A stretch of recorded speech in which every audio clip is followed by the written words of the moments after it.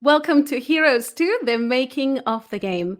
My name is Vanesa Pizzuto, and today we get to talk to Pastor Sam Gungaloo about why we made this game and the series of events that made it possible.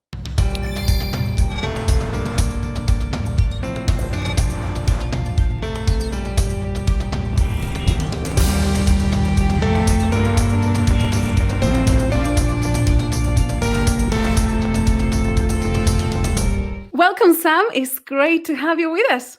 Great to be here.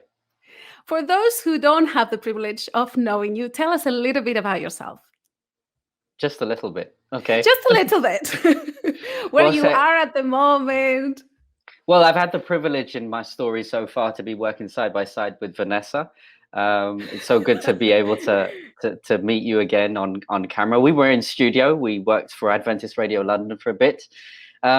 I've been serving as a pastor here in Seattle for approximately just over a year. But my story began back in England, as you can hear from this beautiful accent. I began ministry in 2013. And it's really interesting to have this conversation because this conversation really kind of got the ball rolling, not just for my ministry, but specifically for my relationship with Heroes. And so I would have to say Heroes began my first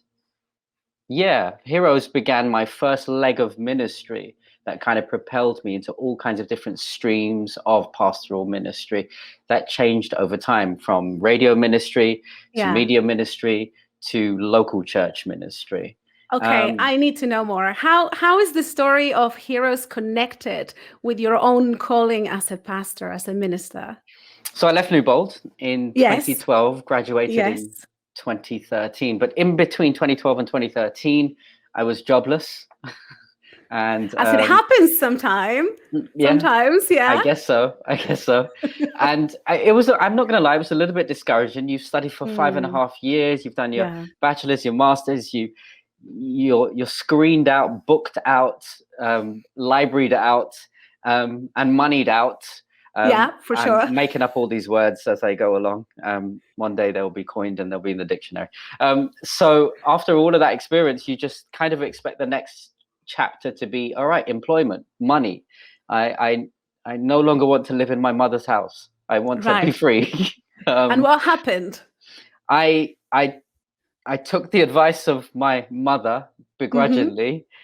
She was just like, she was at Wimbledon, Seventh-day International Seventh-day Adventist Church. And she was just like, well, why don't you just speak to the pastor here and see if you can get a little something here? Right. And I remember I didn't want to do that because of pride. And I remember actually it was mainly to do also with the fact that I didn't want to work in the church, but that was where my mother was. Did you know the pastor in that church? No, I didn't. Okay. I knew of him. I heard about him, but I think the greater reason why I didn't want to work in the church was because my mother was there. But my mum was like, do you know what?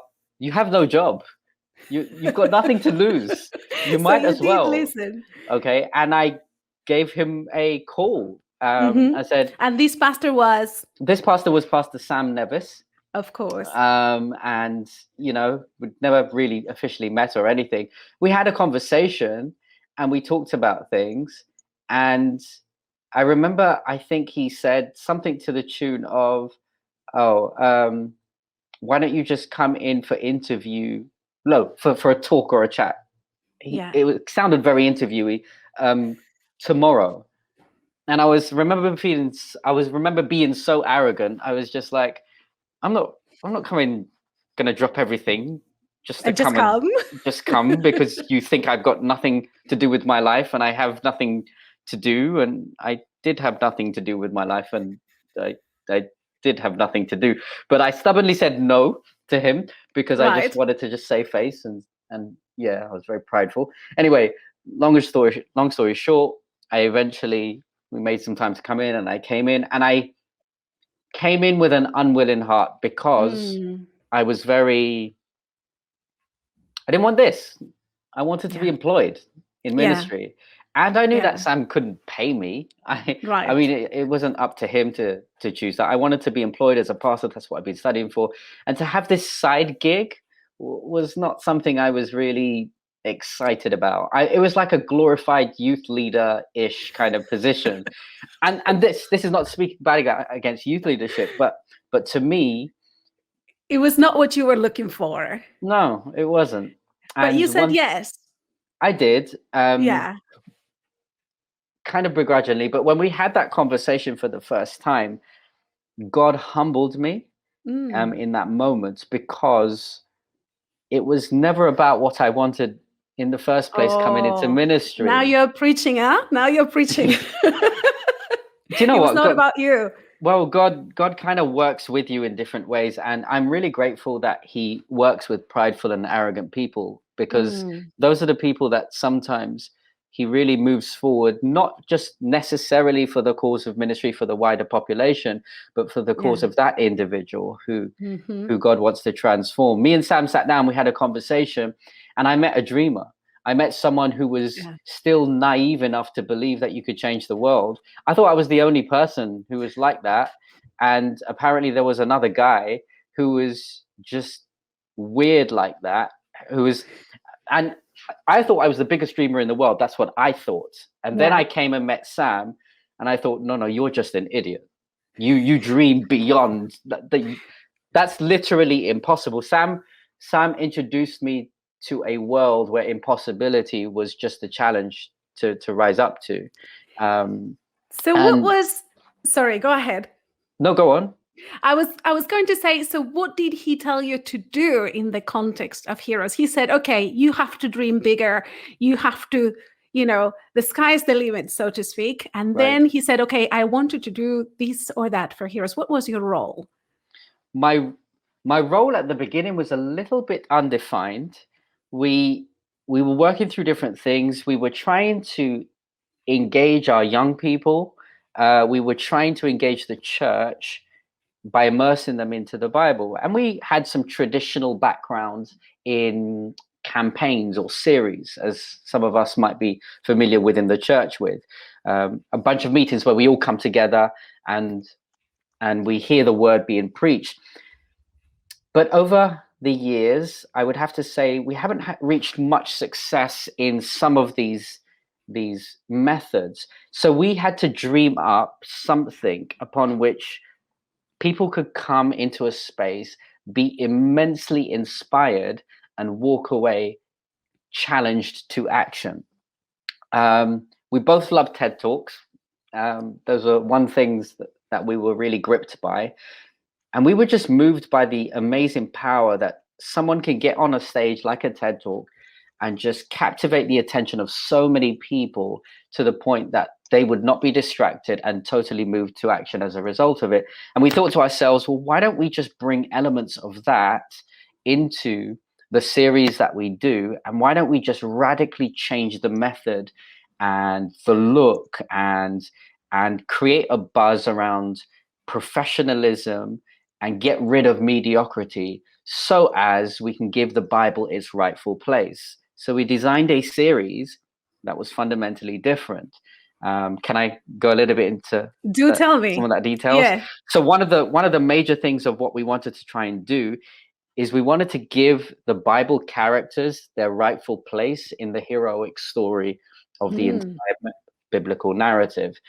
We talk about these Bible characters as stories lost in antiquity. We don't talk about them as heroes that are relevant for our here and now. I grew up with them as children's stories, and they're cute and they're nice and it's cool, but there is something deep within these heroic stories that we read and we immerse with, that we resonate with, because when I look at David and I see elements of how he's able to achieve great feats, I'm excited by him because I'm not him. Mm. He's in the Bible and he's distant from me. But actually, what God is saying through these stories is there are many elements that are you in David, the good stuff and the bad stuff.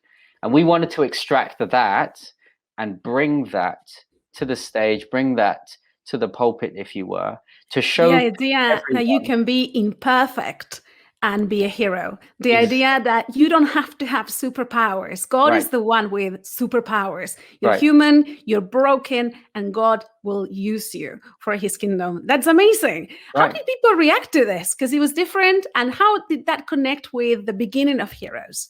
I'm not going to lie. For the first evangelistic series that we did for Heroes, there was pushback, Yeah, because because I it was think different. it was different. Yes, yeah, and most people don't like immediately up against difference. Yeah.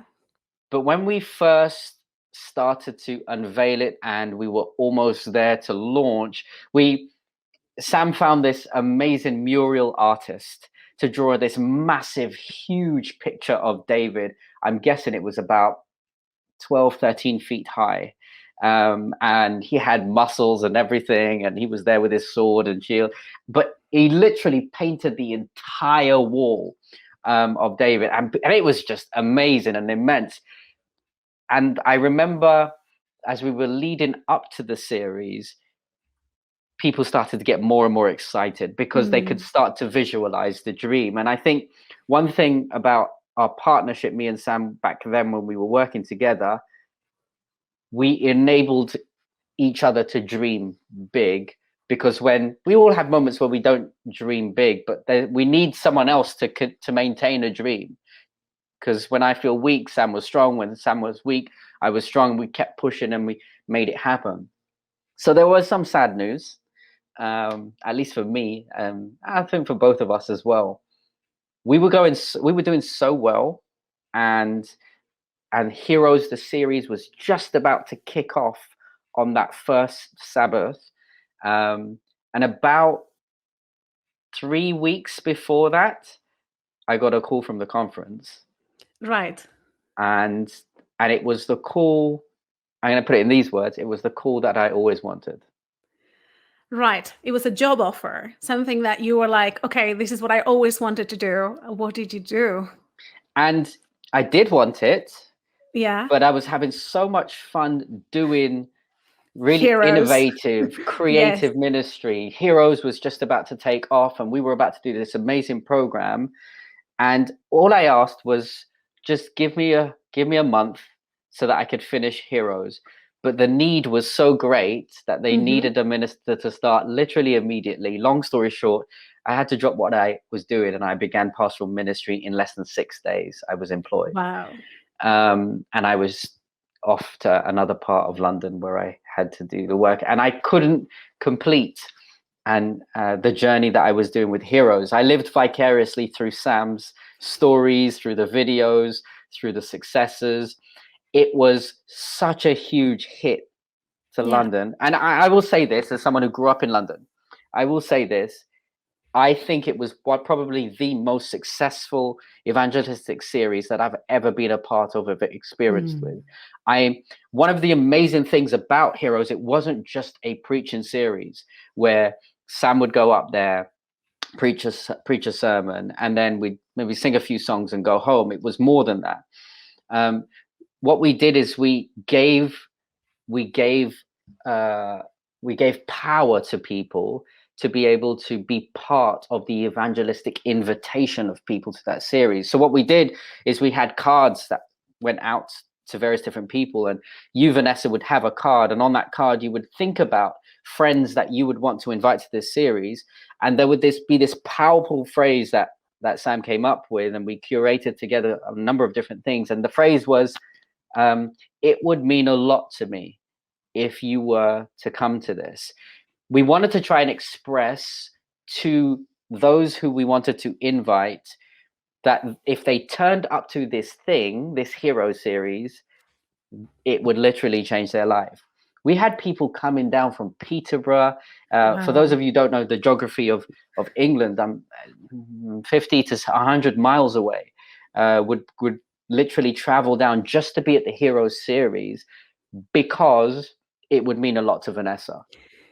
And not many people know that the game actually started with a series, with an evangelistic series that was hugely successful. Yeah. We're wrapping up because we're running out of time, but I do want to ask you, some people feel that maybe digital evangelism is not necessary, that digital evangelism doesn't necessarily create the kind of community bonds that we want.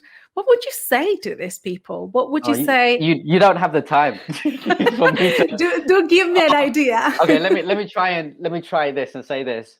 If there is anything that the pandemic has taught us, is the need for digital evangelism in an age like this. I was thrown into the deep end through this pandemic to learn that God is not limited by a physical space or a non-physical space. In fact, God is amplified. In any way that he wants to try and speak, he will speak. There are people out there who need to be engaged through a screen, because that is the language that is going to take them to the foot of the cross. We have a role and a responsibility as Seventh-day Adventists to step into every single space that God grants us.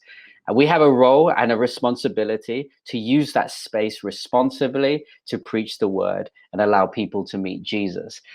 Heroes was just the beginning to try and wake us up to the reality. We need to occupy the space and claim those spaces for Jesus, because there are people who need them. And if we only focus on the physical space or the non-digital space, we'll reach so many different people, and that will be awesome and that will be amazing. But there is such a huge area of untapped space which God has already asked us to walk into that land, because he has already claimed that land for us. And he's asking us to Absolutely. move forward into that. Absolutely. Oh, I love that. I love that. We need to claim the territory that 100%. we were given. Okay, you have one last chance, one last comment I want from you. I know this is difficult, but one last chance. If you had to summarize the impact that Heroes had in your life in one sentence, what would you say, Sam? I'm going to be corny and come up with the very first sentence that we had with Heroes. You're the hero of your own story, because Jesus is your ultimate hero. Oh, that's good. Thank you. Thank you so much, Sam. It's been a pleasure talking to you today. Pleasure talking to you too.